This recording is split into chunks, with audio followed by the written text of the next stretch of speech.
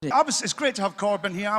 About just over a year ago, before Jeremy arrived, I was on the radio and somebody asked me to name my favourite Westminster politician, and I said it'd be easier to name my favourite infection, right? And the DJ went, no, hypothetically speaking, you're in a hot air balloon with Margaret Thatcher and Tony Blair. Who do you throw out?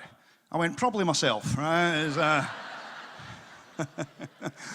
The Tories are back, and I've discovered there's a question you must never ask about the Tories, and that is, can they get any worse? Because that's a challenge they quite like to fucking rise to.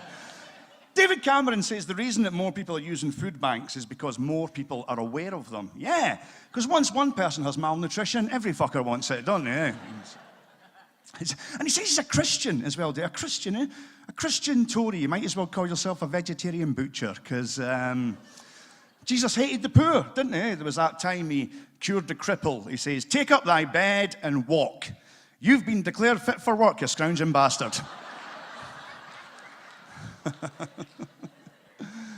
Oh, dear. And it's for hard-working people. This is what we get for Cameron all the time. We're for hard-working. What's a hard-working person? Define it. I don't know. I'm a comedian, right? That means I work late. My day starts between 11 and 12. Does that make me lazy? I don't think so. Sometimes people crash into that. You know, I had a promoter the other week, and he wanted to have a meeting, right? And he went, how does 9 a.m. sound? It's like, I don't know. I've heard it shit, right? But what's a hard-working? David Cameron, he actually had 15 holidays in his first 5 years in power. He was abroad that much. UKIP thought he was an immigrant, right? And he's the action prime minister when he's on holiday, isn't he? You see him, he's swimming, he's climbing, he's cooking. He's one bike ride away from his own fucking tampon advert. He really is. And he's a hard-working person, See, scientists actually say that the amount of sleep you need is down to your genetics, right? And it says why somebody like Einstein required 11 hours sleep, whereas somebody like Margaret Thatcher only required 4 hours sleep, right? And I think that's bugger all to do with genetics. I just think if I'd done half the evil shit that Thatcher done, I couldn't sleep either, right? So, who have we got back? The Lib Dems, that's them gone now, isn't it? I love that Nick Clegg thought he was in a coalition, eh? He was in a coalition in the same way the Emu used to be in a coalition with Rod Hull, like, you know?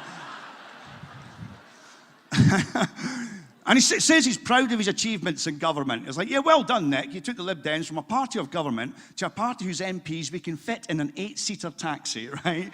There's now more former members of the fucking Sugar Babes than there is Liberal Democrat MPs. Well, I'm a Scottish person that lives in Newcastle, and I'm a comedian. I mean, a professional comedian for 11 years, been involved in comedy for 16 years. When the Tory government came back to power, I switched over to political comedy. I thought every comedian in Britain would switch over to political comedy once the Conservatives were back in power.